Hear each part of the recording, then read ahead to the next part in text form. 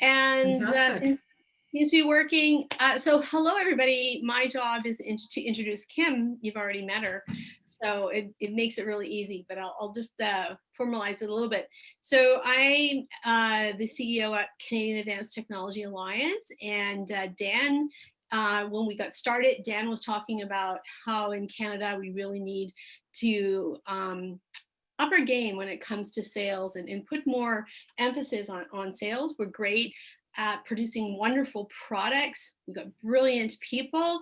And then when we think about the innovation continuum, we lose some points, massive points when it comes to the commercialization, the export, and the sales.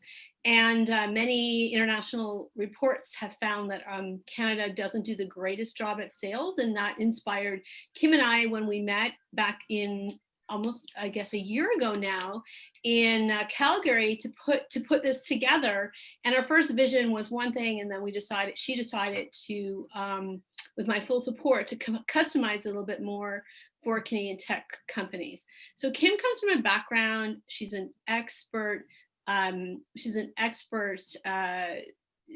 channel sales developer from AI, cyber, IT, security, technology. She's very informed, but she's also very good at sharing her secrets. So over her decades of experience, she brings forward to us her learnings, her tips, and her sort of cautionary tales. CAT Alliance really cares about Canada being a leader in the world when it comes to technology, and we're committed to supporting the commercialization arm, and that's why we're bringing this to the community as kind of a rallying point around that message. So I'm going to turn over to Kim and let her share her wisdom. And I thank you all for tuning in today. Kim does keep her webinars on her YouTube channel, so you can go back and sift through the earlier ones if you think that they would be informative. Before I jump over to Kim, just one last thing. We have had a lot of really good feedback from people that they've made new deals because of coming to Kim's webinars. So I thank you, Kim, for everything that you've done, putting your heart, soul, and intellect into these programs. We look forward to your feedback, and over to you. Thank you. Great. All right. Thanks so much, Suzanne. Great introduction. And I think I've met most of you, but I was in what kind of gives me the inspiration to be doing what I'm doing is because I was in the battlefield for a couple of decades with enterprise sales. And I found that I get as much adrenaline by helping other people sell and develop strategies for sales as I did selling myself. So it's been a great journey.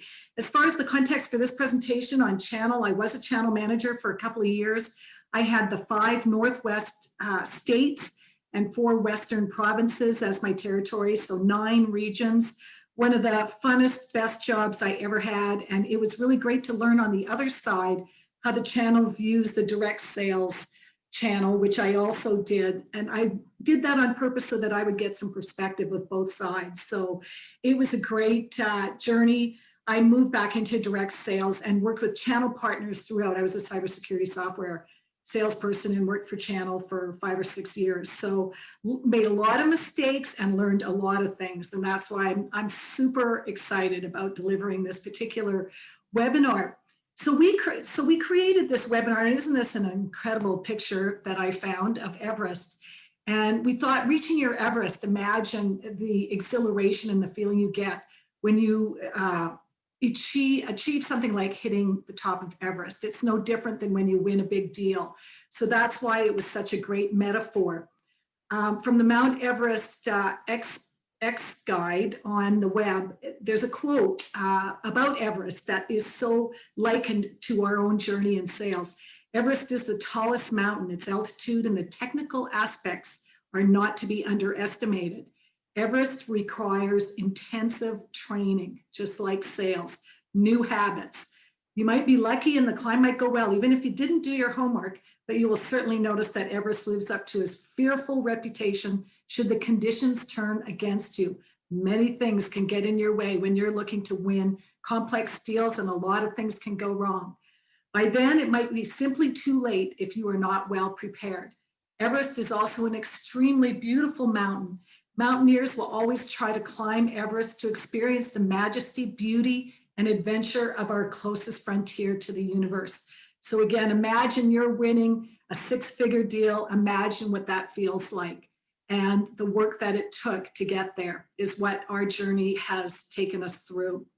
So our first 5 webinars, just very quickly to review them, we did base camp about connecting with your customers, understanding how to do your homework before you even have your first meeting, really knowing how to target dream clients. And then webinar 2, mapping a route, putting a plan together, building a relationship plan, a meeting plan, and a contact plan, which we'll talk a little bit about today because it is completely relevant when you're mapping your route with a channel partner. And then webinar 3, we had a lot of fun talking about the new buyers. And this was an up-to-date webinar about the during COVID buying journey. And it has changed. And one of the things that is so often missed, and I made this mistake early in my career, is procurement. So we talked a lot about procurement in that webinar. Webinar 4, rebuilding your team for growth. I had 10 strategies to try to reset your team because of COVID and the uncertainty. What were some of the strategies that would take you out of that uncertainty? And today we're talking about the channel. So onward, another great photograph. And the reason, it takes a whole team to get to the top of a mountain, and it takes many components and players. Building a channel program is more important than ever, particularly during these times of uncertainty. It builds you into an ecosystem. If you're a vendor of technology like Wendy is describing, and you can build yourself into a larger ecosystem, you could flourish together and richer with a larger, more comprehensive solution for customers, often at a lower cost than customers can get by doing and working with individual vendors. And it's better for your customers overall, and they will say that again and again. So today we're going to talk about what is the channel, how's it defined, why build a program. We're going to talk a little bit about why it makes sense, and hopefully you will be convinced that this is something to look at. The types of partners that are in a channel program, third-party sellers, who are they? Keys to successful partnership, always measuring success, always a big part of my webinars, measuring and documenting and learning each time and continuously improving. And then Q&A. So basically, what is a channel program? It really is an extension of your sales team. It extends your reach and brings value to customers. The benefit to customers is enormous. They all want to get out of single point solutions.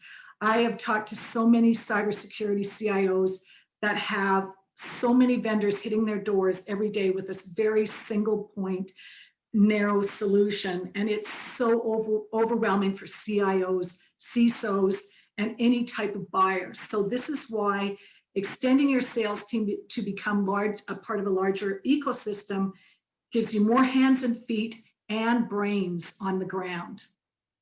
A channel always has well-established customers already and many vendors that they're working with. So the channel, I love this photo because why consider a channel? I wanted to draw something for this webinar, that you are at the bottom of Everest and you have a 5,000 foot view of what's, well, 12,000 feet, I guess, if you look at it. You have a view of your customers that is much different than if you're at the 50,000 foot view, which is where the channel is, because they have a much wider, broader, larger geographic region where they see customers' needs, know how to put customer solutions together. So this gives you the power of many more feet in terms of what kind of view you have as customers. The channel takes a ton of work. It is preparation before you even have that first meeting, but it is absolutely worth it. So a little bit of an example, HubSpot. I don't know if you have all heard of HubSpot. They're a CRM. They built a channel program in the early 2010 to 2014. And over the past few years, they've really established their place as an industry standard for inbound marketing and thanks to their successful channel partner program. Their partner program back in 2014 had more than 100 employees. And together they generated 42% of the company's customer base and 33% of the revenue. Without a scalable program for partner success, that kind of growth just isn't possible. With the buyer's journey becoming digital, as we discussed in our webinar 3, partners are increasingly offering a mix of services that cross-cloud platforms and apps have. This brings to the forefront the importance of winning partner mindshare and loyalty. So think of this diagram and think about your channel program being at the 50,000-foot view. Okay, if you're not convinced yet, this is some information that I found which totally blew me away. 75% of world trade flows through a channel and 1/4 through direct. That's a pretty compelling stat, again, for looking at how you can work with the channel. And even more evidence, the channel is a priority for 100% of leaders, providing a 3-time factor on sales, according to Deloitte. So, everyone convinced this is the right way to go? By the way, this is interactive, so if you want to put any comments or questions in the chat, we always like having that dialogue. I know last time we had a really good dialogue amongst the audience, and we certainly welcome that because I learn every time as well. All right, so why a channel partnership works so brilliantly well. Imagine all the resources that are available to you. In addition to you being a salesperson or an entrepreneur or a leader in a technology company. Now you have people on the ground, including technical expertise, which is one of the things I realized how powerful the technical strength is of your channel partner and how much they appreciate your technical and engineering expertise as well. It is a beautiful combination when you're a small technology company. You have additional sales efforts going on your behalf. You have marketing programs. Think about the order process and how large channel partners already have an order process in place. And not only that, the best thing I liked about channel, I like winning deals, but I do not like negotiating contracts. And the partner took care of all of the contracting, the billing, any of the billing problems. I loved that because I'm a salesperson and that was all stuff that just took too long. I remember I was negotiating a contract with Verizon and I was 18 months into that contract without it being signed. And I then moved on to retail sales here in Alberta, and it was a nice shift. So I know all of us on this call have negotiated contracts, and I'd be curious to know people's thoughts on either doing it yourself or having a channel partner to figure that out for you. Imagine, though, also increasing your reach. Look at the pandemic has increased your opportunity to extend into broader geographic markets that you might not have even thought about before. And everything we've talked about in our series is go big, think big, try not to see those barriers in the way. Because if you're doing virtual meetings, it's easy to do virtual meetings with a broader audience. So, so think about that. There's real opportunities because this pandemic has allowed us to work virtually. We don't have to get on a plane every day. I mean, some of us like that sort of thing, but I guess if we must. The other thing is, it was really interesting because when I was working with some, in my wholesale role, we were working with US companies that had offices, they had offices in the US, but it was like Singtel and Citic. And every state in the US has a different tax regime. So if you're working through a partner, they've got the taxes figured out, because if that's something you'd need 3 accountants to figure out the structure of each state's tax setup in order to sell technology. And, you know, even software, international distribution of software, there are taxes and fees on that. Distributors, local distributors that you're working with, like Arrow or Westcom or Ingram Micro, they've got all of those things figured out. You have to pay them, of course. We'll talk about that in compensation. So again, all of these reasons are why it works so well to increase your revenue and growth so much more quickly. And your customer wins because you get more robust solutions.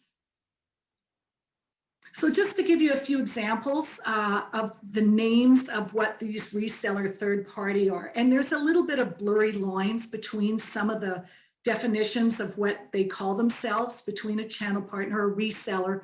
A lot of times they're kind of the same thing. They just call themselves something different. A managed service provider, however, is someone that wants to bill you on a monthly basis and manage your services on your behalf. The world is going toward managed service providers, and most technology vendors are looking at these distributors, pardon me, to help them, because recurring revenue is king, as we all know. Distributors like Arrow and Westcon are, sometimes they're more hardware manufacturers. They're moving a little bit more into the software, but a lot of times they're the people that'll ship your hardware overseas. The Ciscos and Avayas, and who's a current hardware. I can hardly think of a hardware supplier right now. There's hardly any of them anymore. Wholesalers, agents, of course, consultants, dealers, you know, you've got your mobility dealer network, just as an example, and OEM, original equipment manufacturers. Nortel was an OEM.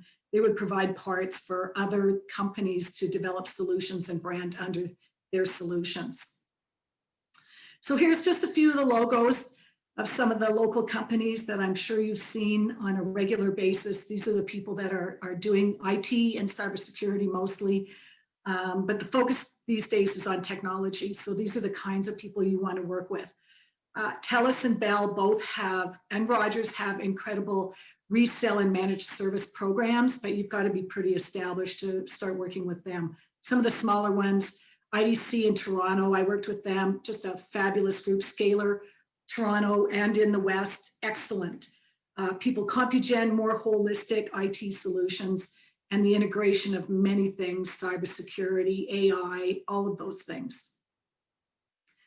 All right, so 5 keys to creating a channel program. Is there any questions that anybody wants to ask at this point in the chat window?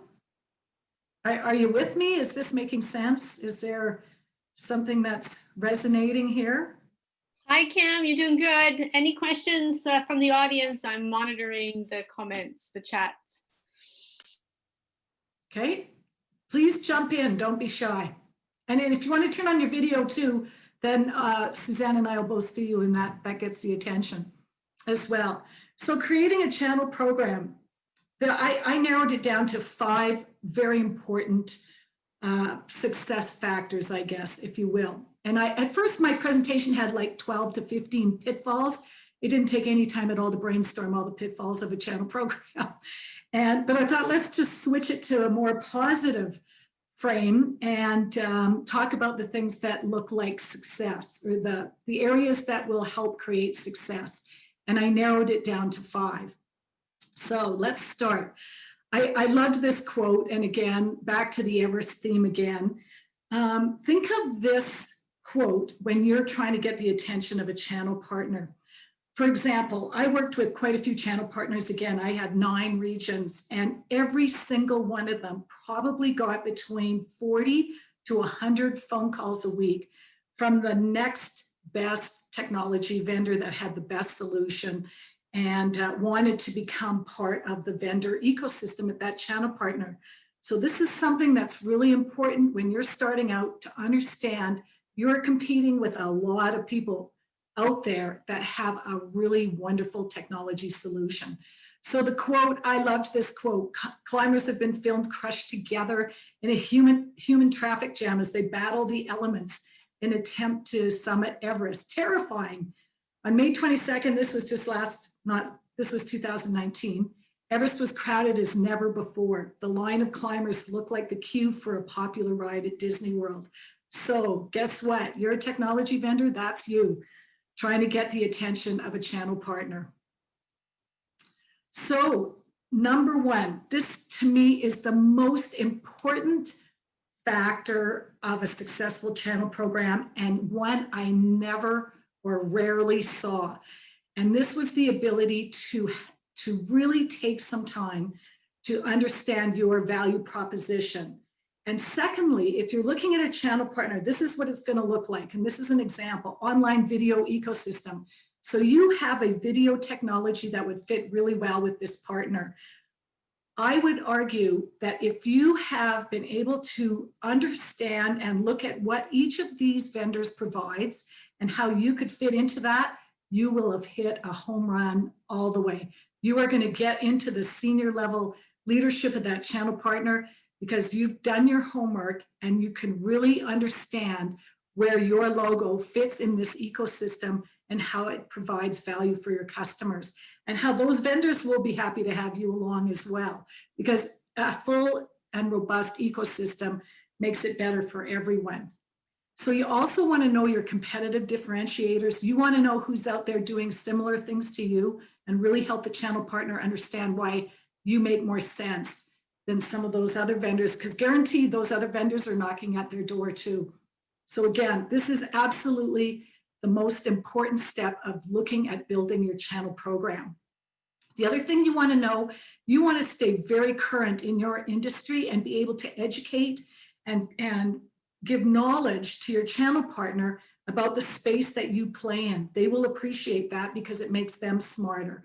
You want to be current on IoT, digital transformation, machine learning, all of the trends that are happening right now. You want to be right on point and current in terms of what's going on. And there's many ways to do that. We talked about that in our first webinar. Industry activities and trends, you want to be dialed into that. Again, you want to make sure you make a first impression. You only get one chance to make a first impression with your channel partner. Okay. Second, compensation. So yes, they want to get paid and money talks, and this conversation will come up very early in your conversation with them. And so there's a few things to consider when you're doing this. And again, a lot of things I learned when I went through the conversation of compensation, taking those messages back to my companies. So within market ranges, you know, when you look at that video list of vendors, you want to have an idea what each one of them is generally paying the channel partner as a percentage of their revenue so that you can fit into that range. You want to incentivize the salespeople that are part of that channel program, one-time fee for signing a deal, but not to forget about the ongoing relationship that that person will continue to develop if you are also rewarding them for that. And that might come in the form of a renewal. And I did work for some companies that didn't pay on renewals, and that's a de-incentive. And it was always a big complaint of the sales team. But renewals take a lot of time and they take a lot of effort by the channel and by you to keep that business. And as we all know, it's a lot less to get a renewal client than it is to get a new one. So this is super important. And it is an often missed point about renewals. Don't just forget about them and move on to the next one at the end of the day. Volume rewards, you've probably seen gold, silver, bronze, and volume rewards, whether it's a monthly recurring revenue or volume of sales and transactions. The more they sell, the more they should be rewarded. Another thing is professional services. A lot of times professional services are required to integrate into the channel program and the implementation of your service into their ecosystem. So professional services, I mean, if you're a technology company, you're paying for those people. You want to make sure that you are getting compensated if you are selling professional services. Again, I worked for companies where we would sell professional services and not get paid for that. And I can assure you that the professional services brilliant people didn't really appreciate that as much because they didn't see that we were incentivized to do that. I mean, salespeople are coin operated, both the channel and salespeople. So if you remember that, you'll be successful. The other thing, again, a big problem in the world of channel sales is the inability of the company to clarify the direct salesperson's role and the channel role. And I worked with some companies, and I won't say which, where they didn't clarify the roles, and I'd be going after one customer, the channel partner was going after the same customer. And then when it came time to almost signing the deal, there were challenges with compensation. So the happiest people all the way around are the ones where the organization has absolutely clarified the demarc point between a direct salesperson and a channel. And sometimes it's market-based as well. Okay, I'm gonna stop at the compensation. Any questions on compensation? There's lots of really good material on the web about this, and through different, you have to really look for it. It's surprisingly how little information is really on the web about channel. Channel. I've got a question, Kim. Yeah. You're talking about these very specifics, these structured deals, like clarity in the channel partner deal. I think always really important, and also that can be very time consuming to pull together. Any kind of contract or agreement is time consuming. Do you have any resources or hints or templates or places that you can go to kind of where you would find that framework? Well, there's no magical framework. I certainly have a few in my files in the attic where I've saved models, thinking that someday I may need to recreate those. So those combined with my memory about, there were so many, again, I had 9 regions. There were a lot of different models. So I can remember to bring those forward. There's a little bit of information on the web, and there's some resources like CRN, which is a channel newsletter. Okay, and this is something that you help your clients with, I presume, as well? Correct, yes. Okay. You're giving me an opportunity to sell myself, and I'm... Well, we gotta keep the coins operating in there, Kim. Coin operated, good point, that's right. Here's and so Tom's got this great question: how do you handle conflict between the channel and directors to identify there's an issue? So that is clearly where it needs to be nipped in the bud, and you need to bring the players together and communicate together. I would suggest sometimes an uncomfortable conversation, but leadership is so key here. The leadership needs to make those distinctions, and it's always it's a sign of leadership and their strength, the ones that can get this nailed. And I've seen it in every company I've worked for. It's always a huge problem. And again, the ones that can nail it, it needs to be nailed. It needs to be a charter, needs to be documented in terms of, and there needs to be agreement between the 2 players. Oh, it's like, you like a shared sort of environment? You like a shared type of commission on those things, or do you tend to cut one group out and say, you guys all run with it and the other guy no? Oh, yeah, that's a great question, Tom. I'd be curious to know the audience and their audience experience here. This is totally fictitious, but I mean, if I anticipate it with what I'm working on these days, and I anticipate, and I've run into it in the past, and yeah, I would say it's been handled 15 different ways. Yeah. I would say the key that it has been handled, but no one wants to get cut out if they're actually been adding value to the process.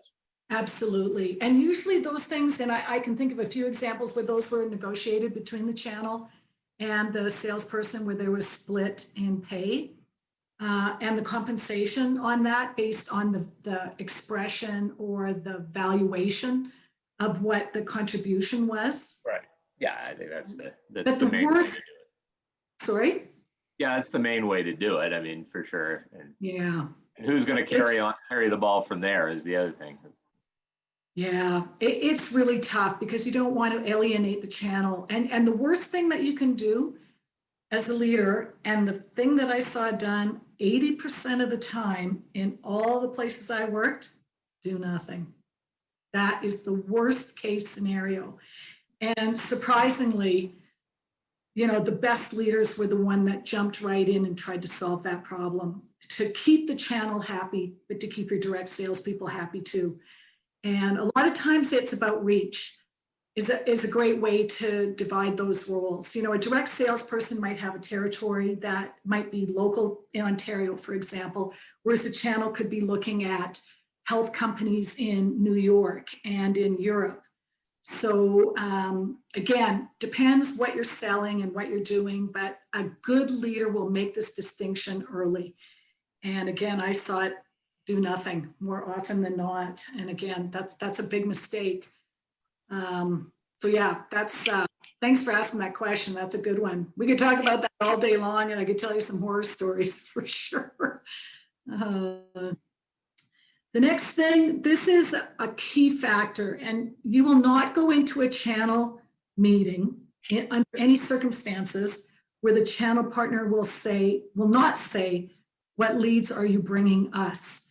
And it's almost like a give to get scenario that channel partners, that's a way to get in as a differentiator from all the other vendors that are going there, is that you may have a lead that you want to bring to the channel to start your relationship, which means you're going to sacrifice some of your revenue by doing that. But it's one of those calculated risks that you've done your homework, and it is the right way to start that relationship. And I would know very few partners, if any, that wouldn't be the first question that they're going to ask you is, what leads are you bringing me to start off our relationship? So think about that. It's difficult because, again, you're sailing along and you're out there and you've won a big contract with an automotive company, and now you want to give that to a channel partner, say IDC in Toronto, and you want them, but think about the cost of you doing the contracting, the billing, the ongoing support and maintenance and all of those sorts of things for that company, and try to spin it in a way that you are getting something in return that isn't necessarily revenue-based, it's cost-based. So those are things to think about. This is a real key to success, again, is giving leads to get leads. Those are the best relationships.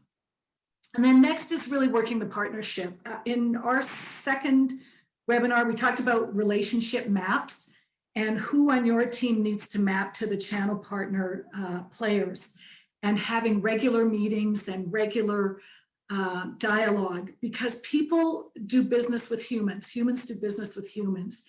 And so you really need to work on that and build a map so that you are following your map, you're documenting when you've had your meetings so that you will know when things are starting to slip if you haven't been having those conversations. Create partner programs like promotions, incentives, events. Industry conferences now are all online. There's a lot of industry conferences out there that you can participate in along with your channel partner, or bring them in, or vice versa. These are things to think about. And, create materials for them. Instead of asking them to pull a presentation together on your product, you should be hand delivering it to them. Everything that they need to know about your product and how it fits into their ecosystem. If you're handing them a presentation that's ready to go to be delivered to a customer, you're golden. You want to continue to educate your channel partner with this, what you're an expert in, the space you're in, industry information, continuous training and technical resources. The sales tools, give them the sales tools so it's easy to order from you. All those things, sales tools, that's more of an onboarding, but sales tools, anything that will help them move your product forward. Education and certification. A lot of the vendors are getting smart about certification. So say it's an email security solution, then they've created a certification program so that if you have so many of the channel people certified, you get paid more money when you sell the product. Brilliant strategy. And then clear and simple agreements. There are some really good tools out there for very simple agreements with channel partners. You don't want to make it too cumbersome because you're going to lose them in the process. Any questions? Oh, okay, quiet bunch. And again, just another quote, and this goes to a relationship with a channel partner. When challenges come up, we need to look at the root cause, not the symptoms. The root cause is usually the absence of a human relationship. And now that's video. And again, we talked in our fourth webinar, video with your picture showing to people to try to work on the relationship is going to be the most effective for you. Okay. And then lastly, key number 5, again, there's many more keys, but these are the 5 top ones, is really on having a process to onboard those customers. You've won a customer together, have a process that everybody understands and agrees to onboard them. Make sure all the order processes are set up so it's easy to order. Oh, again, I've worked in, software companies, and it seems simple, but it isn't, because there's a lot of running around and a lot of resources being wasted when you're trying to do an order.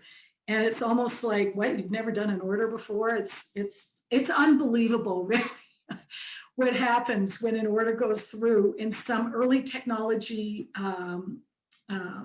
entrepreneurs and vendors trying to get this done, it's really something that should be done even before you start looking at a channel partner, that there's a really tight order, because orders turn into revenue.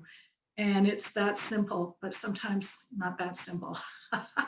And then billing sometimes creates some challenges. How do you set up your billing between the partner and yourself and the customer?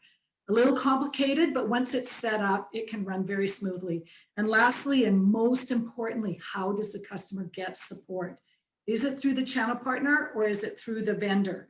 And establishing it, is it a 24/7? Is it, what's the SLA?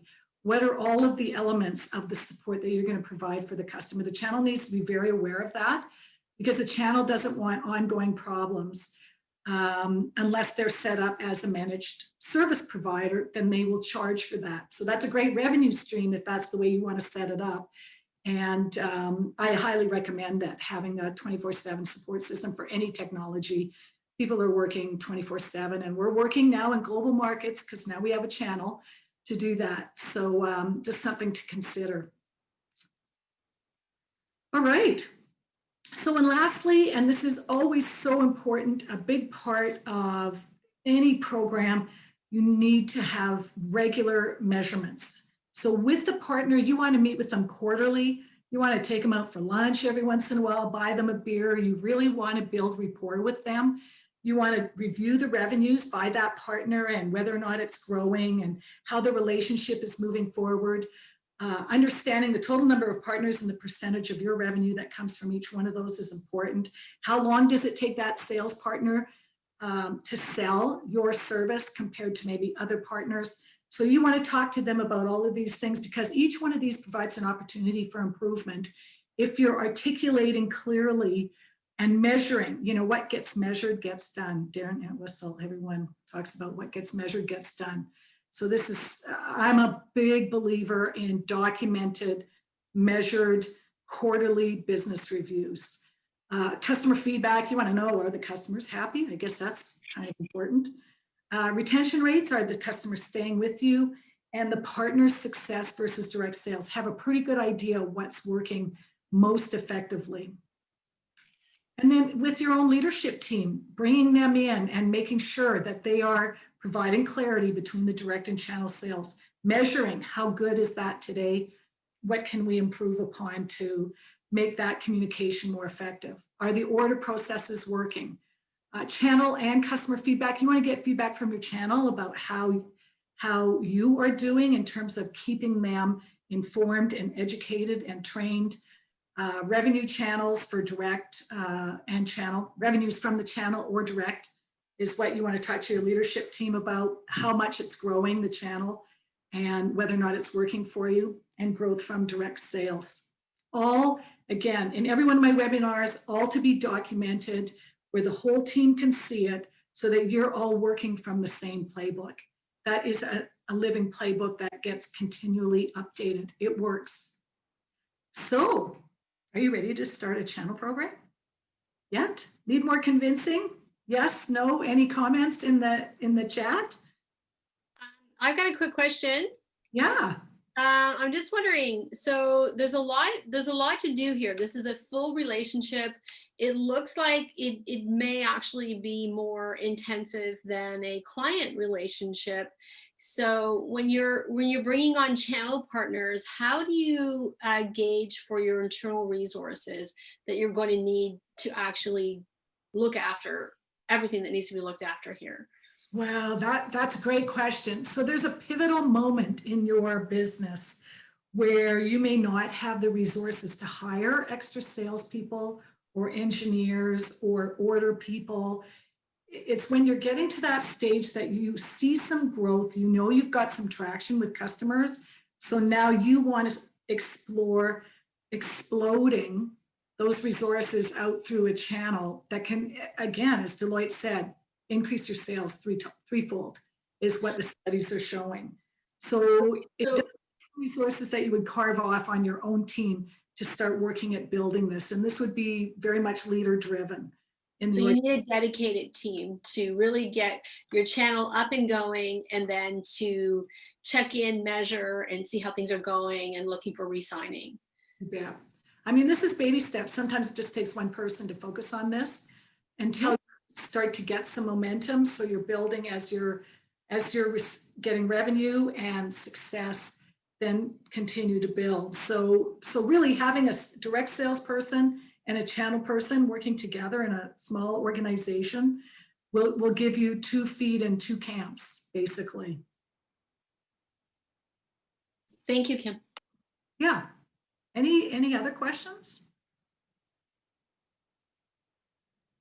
So just as a summary, a good channel program, you know, you have a really good idea what you do and what your value is, how it fits into an ecosystem. If you're relatively well established today, you already have a pretty good idea about this because you've had some success.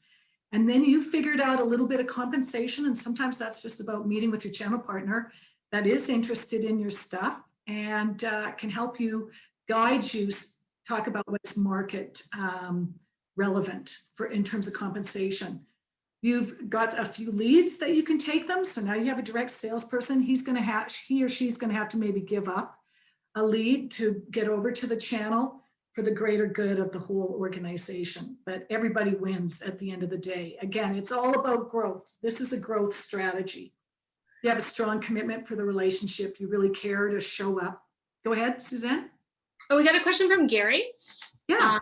Is it best to have a strict choice between fully channel and no direct, or create a limited territory / niche for yourself and let the rest go to channel? I don't know if you need Gary to help you with that or you've got it. No, I know exactly what you're asking. It's a fantastic question. And I've seen both, actually. There are some vendors, and I think this works really well. When I was a channel manager, I worked this way. Our product could only be sold through a channel. And sometimes people didn't like, I remember one of our VPs in I worked for an encryption and authentication company, and one of the VPs hated the channel. He was a direct sales guy and he thought the direct sales team, but another company, everything went through the channel. Pardon me, talking to me, everything went through the channel, and then it made it really simple. So you basically had a series of channel managers that were responsible for territories, and sometimes they could get leads and bring them into the channel. But what it did is it eliminated all the resources required for contracting, billing, support. I mean, it's a beautiful model if you can go one way or the other. So it depends on your business. I'd love to talk to you more about this question if you're curious, because we could maybe work through some scenarios. You know, a territory and niche depends on how big the sales are. If it's a big product, like it's how can I say this? If you're working on a product that you have in your technology suite that sells for, say, $250,000, that requires a direct relationship. But if you're selling something that the average sale is between, say, $10,000 and $20,000, then you want to take that right through the channel, right from the get-go, because they can create the volume for you, whereas you need a bit of that direct touch, complex selling with a large deal that might be a couple $100,000, for example. That might be one way to determine. So good question. Have you seen any partner? Yes.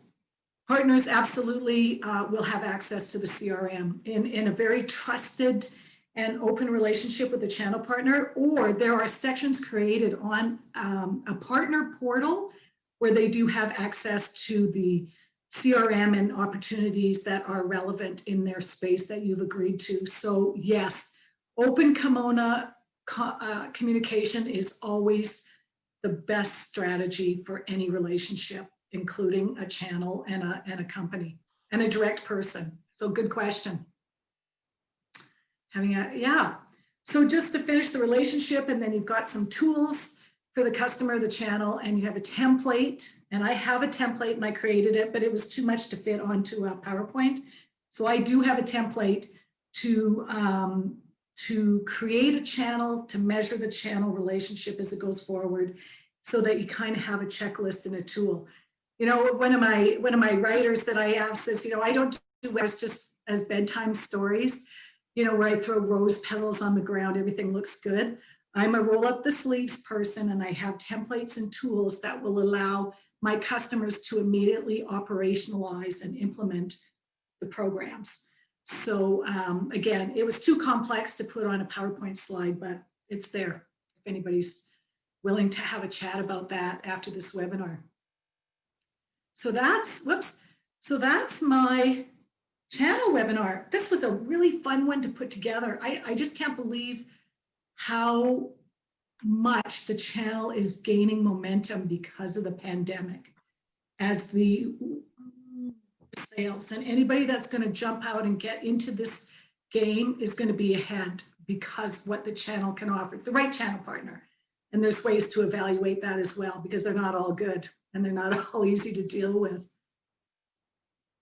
So feedback, what would be your next steps? Think about it, implement a program.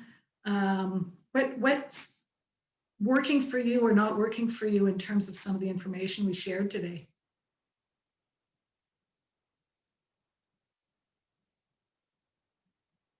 It's quite a bunch. One of the things that I found quite interesting, and I've worked with collaborators, but not channel partners.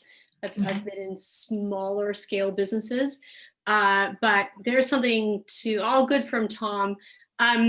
One of the things as I was planning, strategic partnerships, which include channel sales in Ionics, one of the pieces of feedback that we got often is, if you're a small fish and you're going to a big channel, they might just forget about you. So I think it's really important. You talked about the relationship, but it's even once you've signed that deal, that channel deal, it's still competitive to be, top of mind, right? You bet. How do you stay there? How do you stay top of mind? How are you, when people have choices of where they spend their time, and the sales team, they're coin operated, how do you make sure that they keep on that track with your product or service? Yeah, well, that's a really good question. And my two favorite stories, see this guy on the mountain. If you really believe that you have a great product and you can articulate why it fits, your customers are going to be the ones that are going to decide that question. I think of a couple of companies. Wow, I don't know if anybody's heard of Adabotics or Benevity. They started out as these small little technology companies, and wow, they are exploding because this problem they solved and the solution that they provided was so powerful that it was hard to avoid having them in your suite of services that you could offer. And I don't know if they go through channel. I'm just thinking of them as technology companies.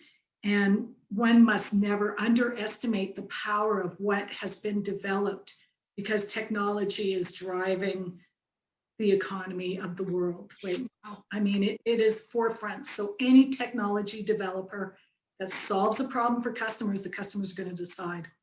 And the channel, believe me, is going to be chasing you. If you've created something that all of a sudden becomes very customer centric, the channel might be chasing you for that as well. Right. Right. And what about dealing with channels who, I guess when you have these mammoth channels, they're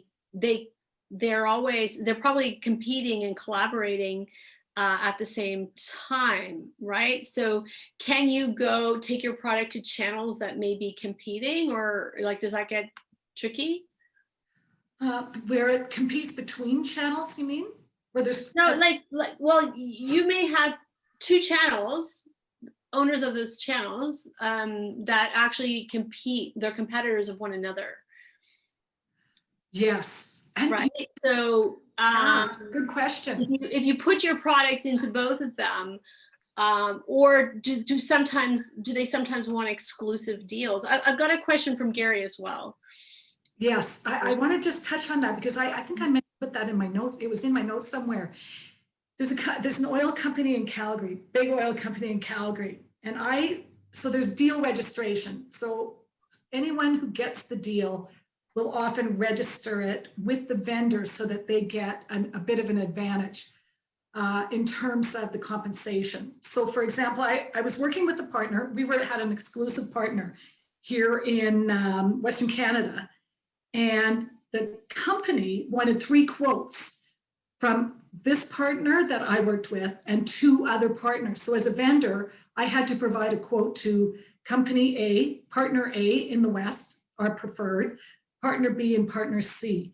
And it does nothing but make it worse for the oil company because they're not getting the best value by doing that, right? And all it does is it may often provide the best margin for the first company in the door, the channel partner, but sometimes channel partners were eager to get the business and they would do it for 1% margin, which is crazy. So that created just a game that nobody wanted to play. The customer seemed to think that was the right way to do it, but the partner and the vendor, those were not fun. But partners often compete, yes. And what they will do is some of them, I'll say they're desperate. I can think of a couple here in Canada, say in the cybersecurity space, desperate, just wanted to buy customers by 1-2 points of margin, where other partners were trying to stay in business by, at 15% margin. They all have their goals. Margin discussion, and it isn't pretty. Nobody wins, and it's a tough problem to solve. Good question. So there's a comment there from Gary. Apply to the channel whether we can effectively manage both. Yeah, no, that's great, Gary. If you want some help, I'd be happy just to sit with you and kind of walk you through a few ideas. If you wanted to do, I would be happy to do that gratis, just because I enjoy this conversation so much. And I think it's a time for renewal and refreshing and rebirth of a lot of strategies for selling in this environment. Yeah, you bet. My contact information is there, Gary. I'll look forward to hearing from you. Thanks for that comment. These are really good questions. Really good questions. Anybody else? Wendy, how about you? What are your thoughts? Any feedback or questions? Sorry, right now I don't really have any questions. I'm, trying to take in the information you provided and see how we could use it, to better our sales and how we approach partners, because we work with various partners around the world, actually. So yeah, terrific. Yeah, absolutely. So we've sold systems all around the world. So it could be a little bit complicated at some times. So yeah, so I will go back and see how these can be applied to us and how we can better ourselves. But I do really appreciate the information you provided today. So thank you so much. Yeah, that's great. Wendy, maybe you could share some wisdom. This is great that you're working with worldwide partners. So could you maybe talk about one thing that led to your success in getting a global partner? Well, basically, we sell a software that is capable of being installed in like any type of meteorological service or civil aviation departments around the world, basically anywhere. And so what we look for also in order to increase our sales, and because we're not familiar with local markets, say maybe in certain countries in Eastern Europe or wherever, or South America, for example, what we do is try to find a local partner in that area who could represent us. Fantastic. And a lot of times, actually, what I will say is that we contact the Canadian embassy consulates abroad, and they're very, very useful for providing information on partners, on local legal details. So that's one thing that we've had very positive experiences with. Excellent point. And I'm so glad you brought that up. And congratulations on your success. That is fantastic. But that's, again, what a great point about going global, because we're all working virtually, and the embassies in I worked with the embassy in Hong Kong when I was doing wholesale business with Asia Pac. I had Asia Pac and US clients, and they set us up with like 15 meetings in 3 days. It was a whirlwind, but It's very powerful, and they are very eager to help Canadians do business. So that is a fantastic point. Thanks for sharing that. Oh, sure. No, they're wonderful. They really Yes, are. Very so absolutely. helpful. So very helpful. Yeah, and you've totally got awareness of how powerful the market has become through those global channels. Powerful in terms of your own services that you provide in your software. I mean, that's a fantastic story. Really great. Other questions? Anybody? Brown, Cohen Brown. That's the name I hadn't seen that one on here. Maybe dropped off. He's there. Howard, do you have any questions?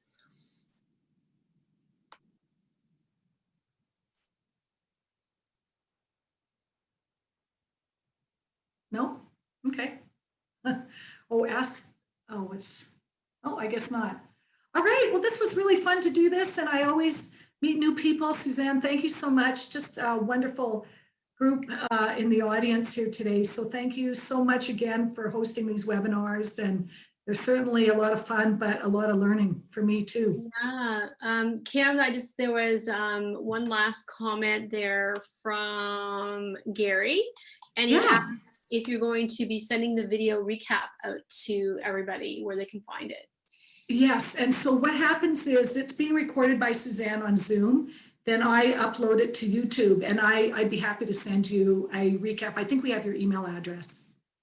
Okay, Tom, thanks. Timely. Thanks, Tom, for stepping in. Fantastic. Thank you, Sam. Thanks, everybody, for coming. Really appreciate it. If you find these sessions valuable, this is the first series, which is a pilot. So we intentionally went boutique style for close personal touch. Your feedback's really important. And if you find that they're valuable, please do share. We do want to see Canada get their technology out to the world. Adoption and export is what makes us happy with our Canadians. So thank you very much. Thanks, Kim. Thanks, everyone. Thanks, Suzanne. Have a good rest of the day, everyone. Bye-bye. Bye-bye.